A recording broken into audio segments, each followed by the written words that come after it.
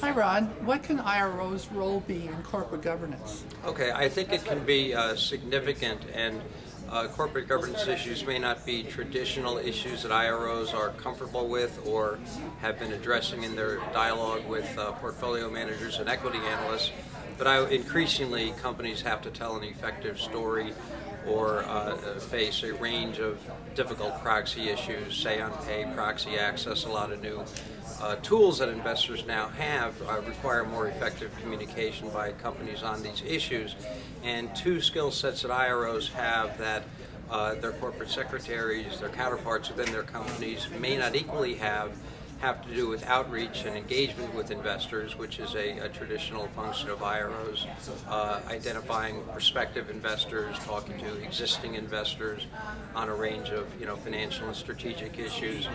It would not be very difficult for IROs to expand that dialogue to include discussions of the company's corporate governance and compensation, issues that increasingly investors are focused on.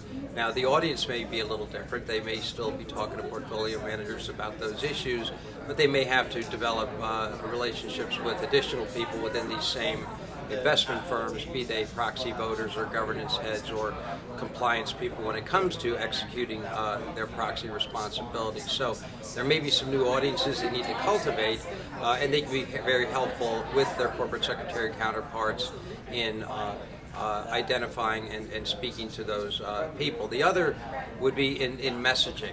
Okay, proxy statements these days are probably causing as much harm as doing good. The SEC keeps expanding the requirements, and therefore proxy statements get longer and longer and get read less and less, particularly by retail investors who are not even voting, but even institutional investors increasingly rely on third-party advisory firms to aggregate some of the proxy data for them, and then they read those analyses and then reference them against their internal policies. Compensation is a very complex and multi-layered subject matter.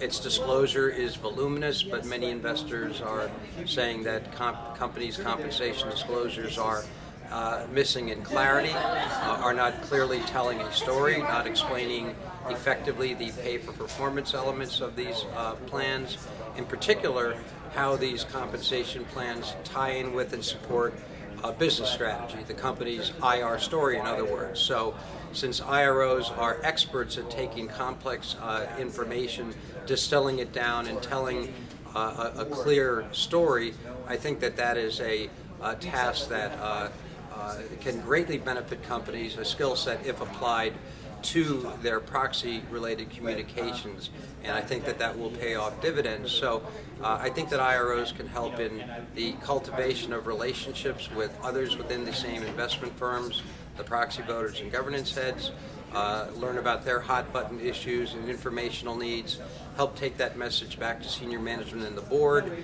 and then when it comes time to draft their new disclosures, incorporate some of that information, perhaps review their past disclosures. They may have met regulatory requirements, but were they effectively meeting investors' informational needs now that they've ascertained those needs, and help to tell their company story in a clear, more compelling manner. And I think those are the things that companies need to do in this environment to stand out from the crowd, to succeed at say-on-pay votes, and to avoid unnecessary difficulty at proxy time.